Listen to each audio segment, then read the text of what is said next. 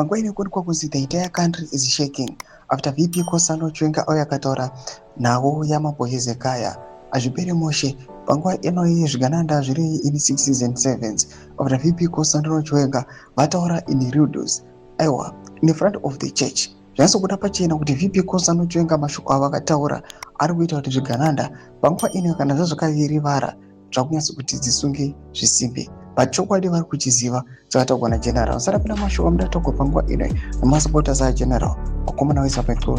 Don't subscribe or like on the bell icon. Harubulachira chiti we just spoke once and the entire country is shaking. Real power doesn't always move forward. Sometimes the spirit demands a reset. When the predecessor rises, the current king is just a placeholder.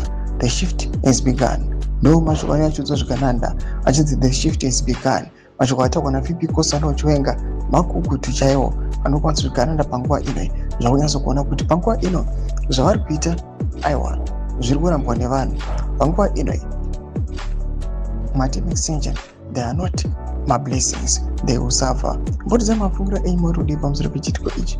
Penda comment section medu, subscribe or like, want you to turn on the bell icon.